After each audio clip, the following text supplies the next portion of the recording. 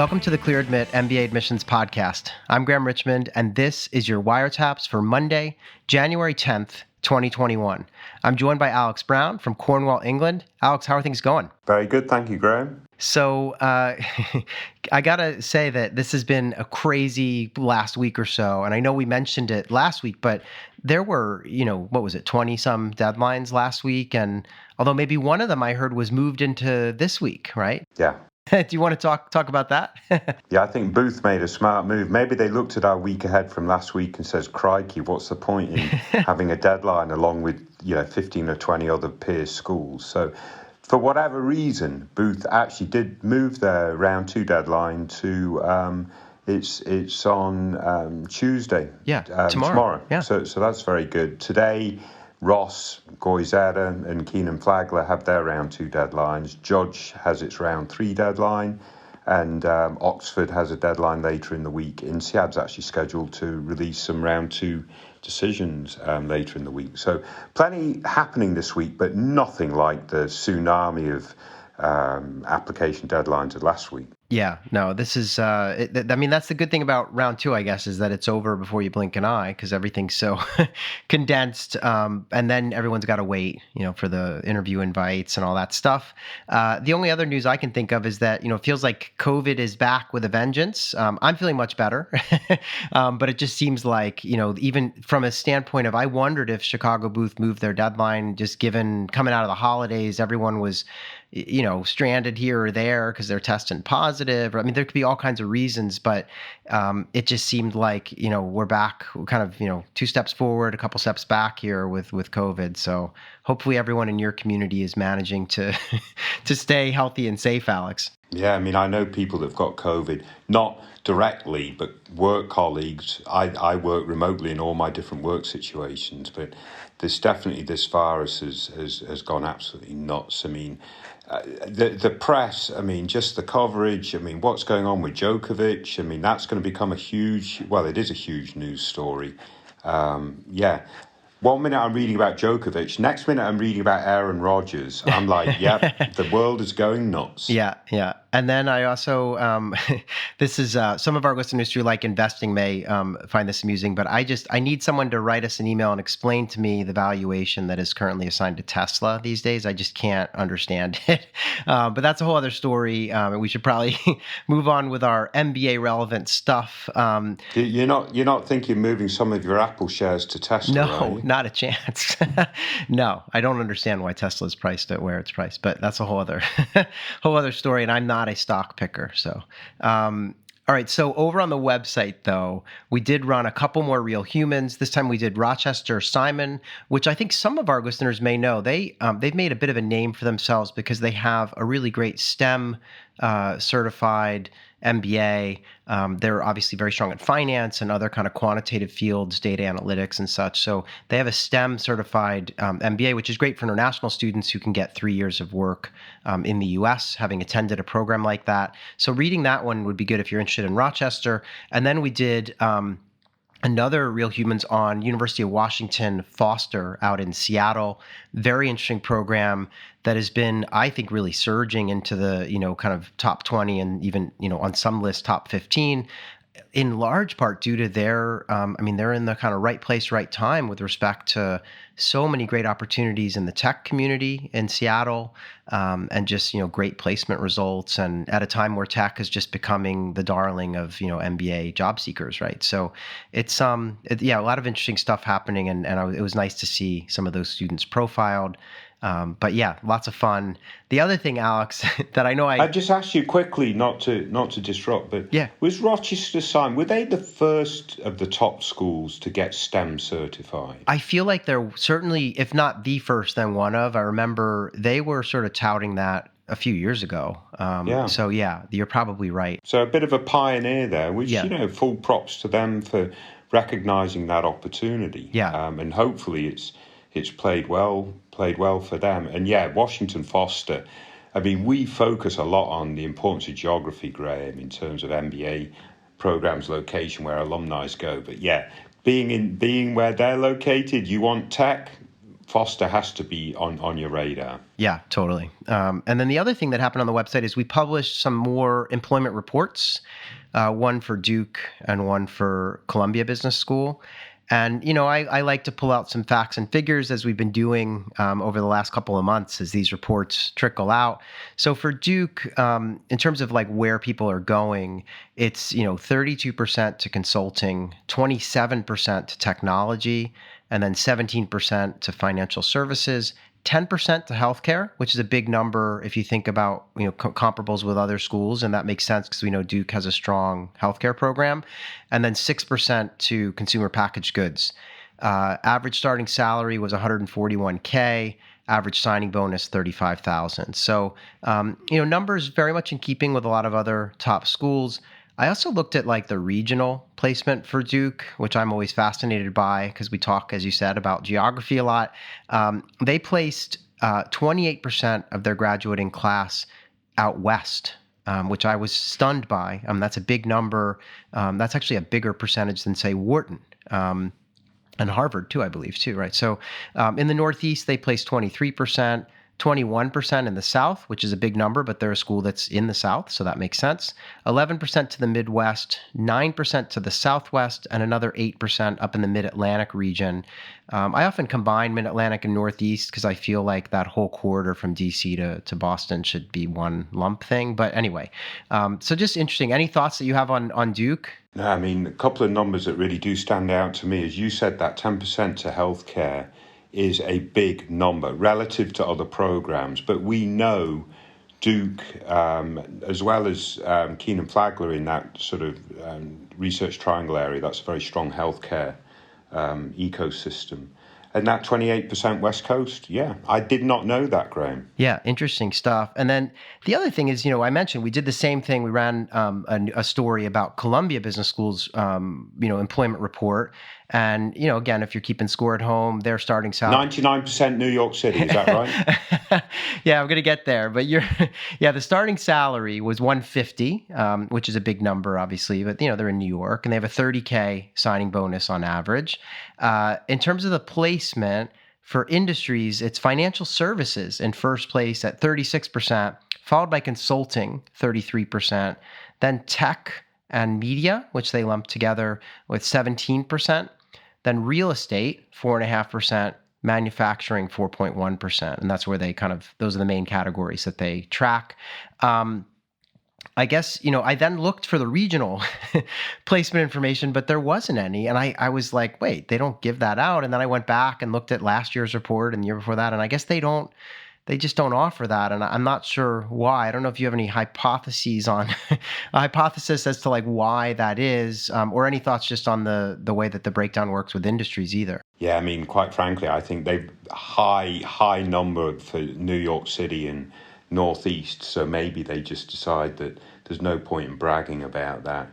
But that would be my answer. I mean, again, if you look at Duke, their geographic diversity, that is something to shout about, sending 28% to the West Coast and having that geographic flexibility. But then you would argue, well, some of that's a symptom of not having such great, very local MBA opportunities. Obviously, if you're in the middle of New York City, you are overwhelmed with great local MBA opportunity. And that's why a lot of people are selecting Columbia in the first place. They want to be in New York City. So not just during the MBA, but post-MBA. So it's a great way to relocate to New York City, right? Do an MBA at the best business school in New York. So, so that all does actually make a little bit of sense to me. But some really interesting data. Yeah. And it's funny, you talk about the best business school in New York, although I think, you remember the Stern employment report, the average starting salary was 155, I think, right? If I'm remembering this correctly. So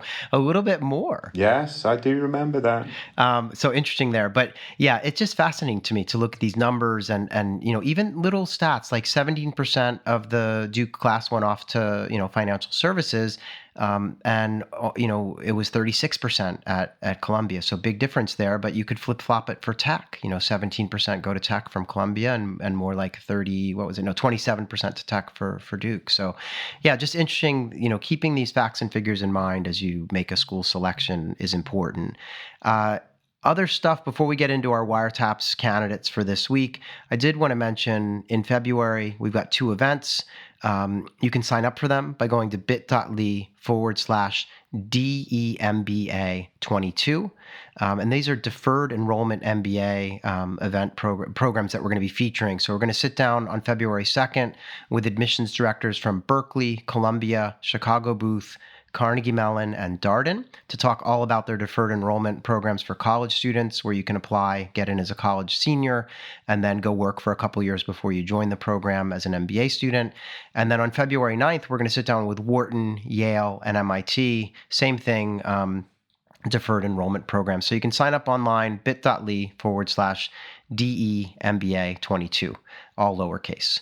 Other than that, I don't know, Alex, we haven't, gotten any mail or reviews, although, I do want to remind people they can rate and review now, or at least rate us on Spotify, which they could not do before. So please do that if you're listening on Spotify. And yeah, send us email. We'd love to get your email. So info@clearadmit.com. Even just a note telling us what you like doing while you're listening to the podcast, or just to wish us a happy new year, or, whatever. Tell us what you think about Aaron Rodgers or Djokovic, or, whatever you want to write about. We're always enjoying those messages as they come in. Alex, anything else on your mind? I used to be a big Packers fan. I know. I remember you have like a jersey that you used to wear, Yeah. I feel like. Yeah. No, very, very interesting. Anyway, we should focus on the topics at hand, so let's kick on. Yeah, so this is our first candidate, so WireTaps candidate number 1. And this is an ApplyWire entry, and the candidate is targeting the fall of 2023. And so they've got some time. And the schools that are currently on the target list are Columbia, Harvard, Michigan, Chicago Booth, and Yale SOM. This candidate's pre-MBA career consists of 1 year with Big Four tech consulting, and then a year and a half doing venture capital, and that's their current role. After business school, they want to get into technology. They indicate an interest in joining the likes of Amazon, Apple, Facebook, Google, Microsoft, Tesla, Twitter, or Uber. They've got a 760 on the GMAT and a 3.74 GPA. They've been working for a total of 2.5 years. They're located in Connecticut, and they would like to stay in the Northeast after business school. So Alex, I know that you and I both had a little bit of back and forth with this early bird candidate, and on paper the numbers are terrific, but what do you make of them overall? And in particular, I know you wanted to talk a little bit about their career plan and stuff. Yeah, frankly, their numbers are very, very good. So we should, acknowledge that, and that's very good, right? 760 GMAT, 374 GPA, assuming pretty rigorous curriculum or whatever. Absolutely fantastic. Their work experience is interesting, right? So if you look at it, it says pre-MBA career, a year in Big Four tech consulting, a year and a half venture capital, current role, and then their post-MBA goal is to go in tech. So when I first sort of look at that, I'm thinking, venture capital, they're in that sort of role that sort of lots of folks aspire to, in an industry that lots of folks aspire to. That's absolutely fantastic. With the combined with the great numbers, this, that, and the other, it all looks really good. But what's important, for us to look at, and for AdCom that they will look at, is the specific roles that you have within the industries you're in. And I'm not saying this candidate's role in venture capital is not a strong role, but it's not front facing, or whatever you want to call it.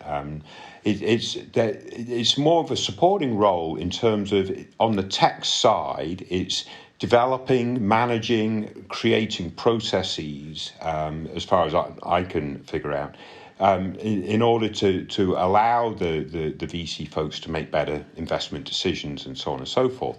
Now, I'm not dismissing this role. I think it's a very important role, and we know the importance of big data and automation and so on and so forth, and it seems like this candidate sort of focused on that. And I'm guessing in their prior industry, a year in Big Four tech consulting, they said that was a highly technical role, implementing, I think, financial related software.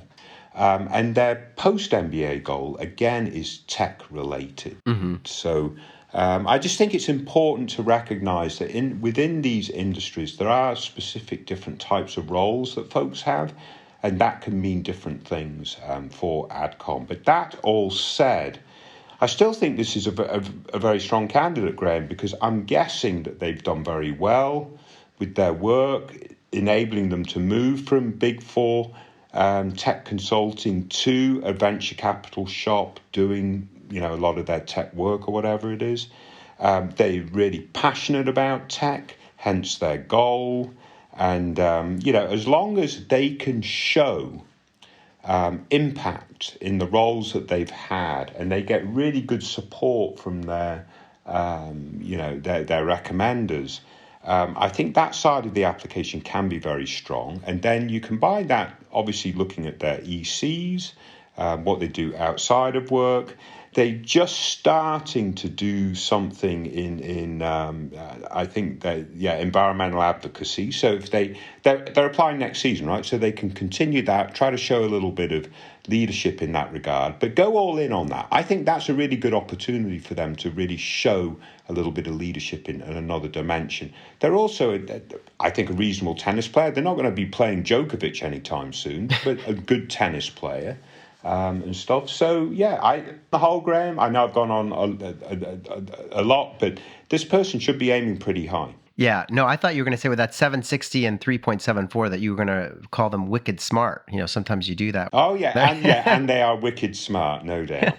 Yeah. But no, in all seriousness, I think that you make a really good point about, they mentioned that in that first role as a consultant, they basically helped a large organization implement financial software. And then they've gone to work in a VC where they're maintaining an investment database, creating automations and things. So I think it's sort of a mixture of technical support and, kind of investment analysis, but not, it sounds like they're not the one out there, sourcing deals or something, but it's interesting. And I think what's great though, is that they've identified that tech is their passion and that there is a common thread in using technology in all the roles that they've held to date and what they want to do down the road. So it seems like, once we sort of probed them on this, they had a really good response. And they're playing tennis. They're doing some other things with environmental advocacy. So I feel like they have the makings of a really strong candidacy.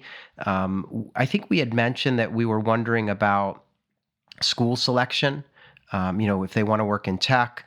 And I feel like you had made some specific suggestions that they check out Sloan, Stanford, and potentially Wharton as well. So, and they agreed that they would look into that and that this initial list was a bit more of a, just sort of a first step. So I encourage them to, just keep researching that, because as you can see from when we talked about the Duke and the Columbia placement stats, schools, even in the top, 15, vary widely in terms of the percentage of people they're sending into these different industries. So, but very good candidacy. I want to thank them for sharing their profile. And unless you have anything else, I guess we can move on to our second candidate, huh? No, best of luck to this candidate. Absolutely fantastic. Excellent. All right, so this is WireTaps candidate number 2.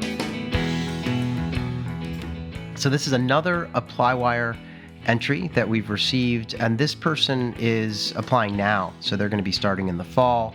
They've got 6 schools that they're considering, and those schools are Cornell, LBS, Kellogg, NYU, Chicago Booth, and Wharton. They've been working in real estate investment banking, and post-MBA, they're thinking about consulting, or they say other, and I think we'll elaborate on that in a moment here. But so they're sort of figuring out what they want to do next. GRE score was a 323, and their GPA is an 81%. This is a candidate that's located in India. And so for our listeners who don't know, the Indian scale is more out of 100%. And anything over 60 or 65 is pretty tremendous as a rule. So 81% for this candidate. They've got 5.5 years of work experience, and they want to land in the States after business school. Alex, we had some back and forth, and I was really thrilled this candidate chimed in and shed a little more light on their candidacy, and we can get into that, because they've had some, done some work in Singapore and Dubai, and a lot of kind of realty M&A across Asia Pacific. So, but I wanted to get a sense from you as to what do you make of this candidate, because they are kind of overrepresented in some respects, and they're in round 2, so there's some factors here. Yeah, I mean, quite honestly, things like the GRE score does not stand out in this case. 323, applying second round from India, and so forth. So that might be a little bit of an issue. I'm guessing their GPA is very good. They said they're top 5% out of Delhi University. I think they are probably very smart. Applying in round two does sort of muddy the water a little bit, right? So we much prefer folks from India applying in round one. The wrinkle to that, Graham, is I believe this is a female candidate. So there's that. Yeah, it seems like they're from an overrepresented population, but we know business schools, like that gender diversity too. So that might help alleviate that a little bit. But at the end of the day, that's a little bit of a hard call. But just to sort of point that out. Yeah. In terms of their goals, when they elaborated on their goals, it makes perfect sense, right? It says my short-term goal is to work in real estate development. My long-term goal is to invest in real estate technology. So that's kind of the North Star focus, right? Is invest in real estate technology. They're open to a couple of different short-term goals to get there. Maybe you can go into consulting to then get there because they say that's a good hiring path to that long-term goal. So it does seem that they've actually thought about that quite clearly with a lot of clarity. I do wonder if they want to be in the US post-MBA, whether it makes sense to have London Business School on their choice. Because again, we focus quite heavily on geography, and their pathway to the US is going to be a little bit more difficult if they get their MBA in London versus getting their MBA somewhere in the US. So they need to bear that in mind. Nice extracurriculars. I think that's very good.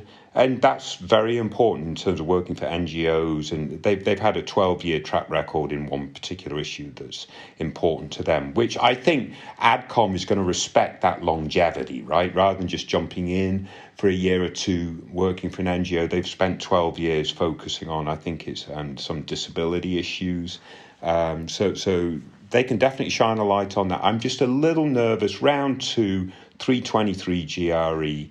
Depending on, I don't think we know yet, Graham, were business schools overwhelmed with round 1 applications, or were the numbers a little bit off this season? I'm speculating the latter. Yeah. But I have no insight. I have some insight.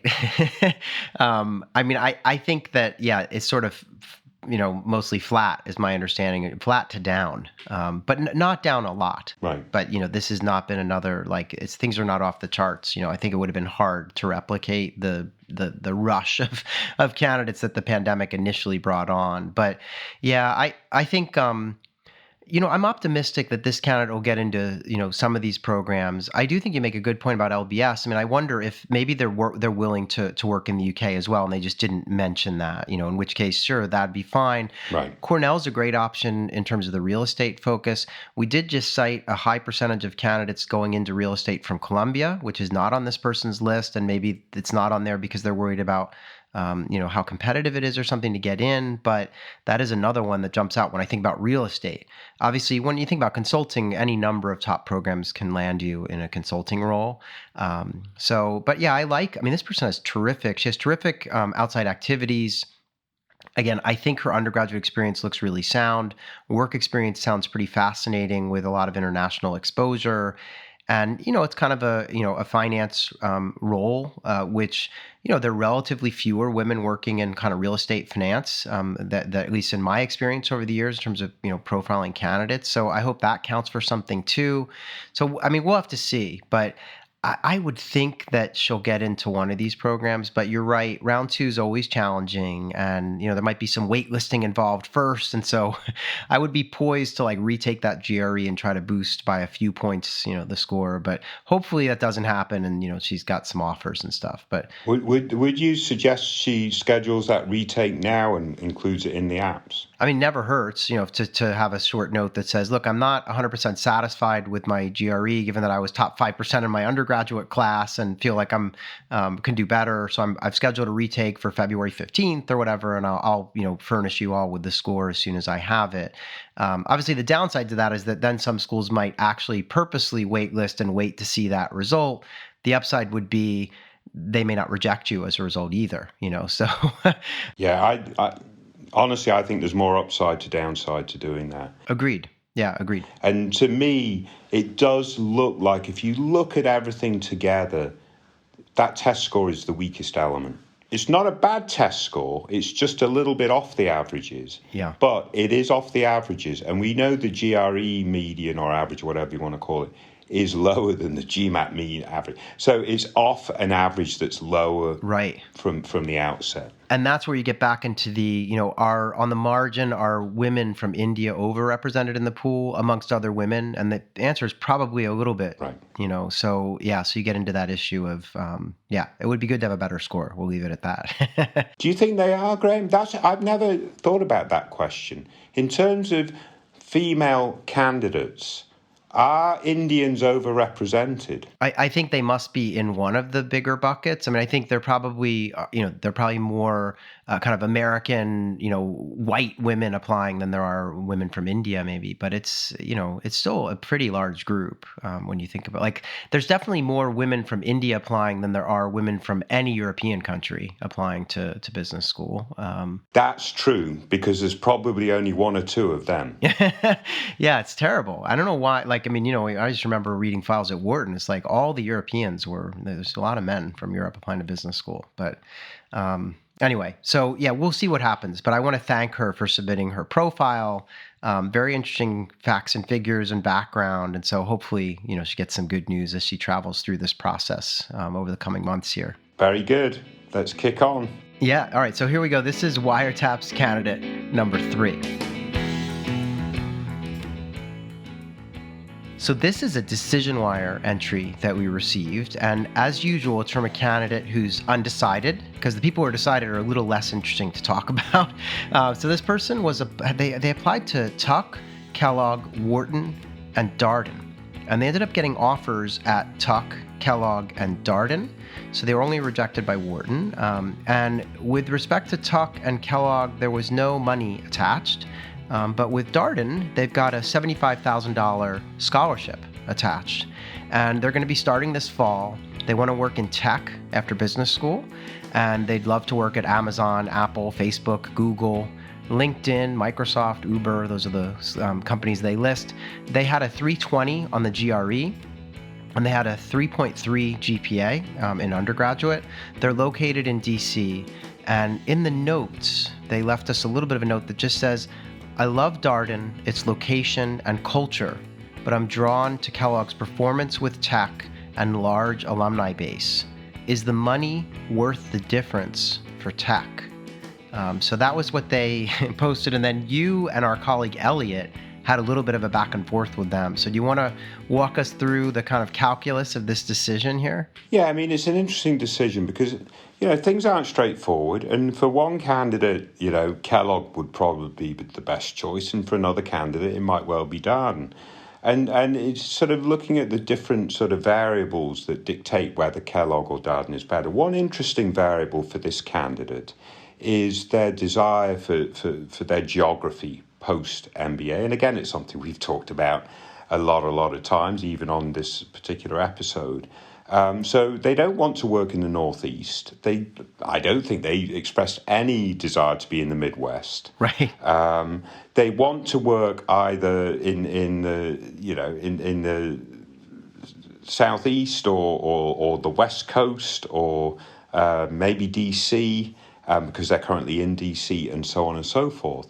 So to me, that sort of gives a little bit of gravitas to Darden in that case, and because obviously Kellogg is going to be huge in the Midwest, but also the Northeast. Kellogg's going to trump Darden in terms of their alumni network. And then obviously you also add to that the 70,000, I think it is, the scholarship offer, an opportunity, 75K. And this is a very typical decision, right? You've got a straight offer with no money at a higher tier program, right? So no if and or buts. Kellogg sits in a tier above Darden. Kellogg sits in a tier above Tuck. Tuck is sort of a little bit of a tier with one or two others, maybe between Kellogg and Darden, right? So that's kind of the tiering order. Yeah. So it's, for lots of folks, they'll get an offer at a higher tier and then they'll get money at one of the lower tier. And we've highlighted this the last 2 or 3 weeks on the podcast. In this case, it's simply Kellogg versus Darden. I think that given their personal preferences, and this was echoed by Elliot, our colleague, that Darden might really well be the right choice here, Graham. But again, for someone else, absolutely it could be Kellogg. Yeah, it's interesting. I mean, again, on the surface, I think, like you said, most people would say, oh, Kellogg is probably better than Tuck, which is probably better than Darden, if you're just talking about the tiers and the rankings and stuff, right? But, this person wants to work in tech, so that the plot thickens a little bit in terms of like, oh, Darden's quite good at placing people in tech, as is Kellogg.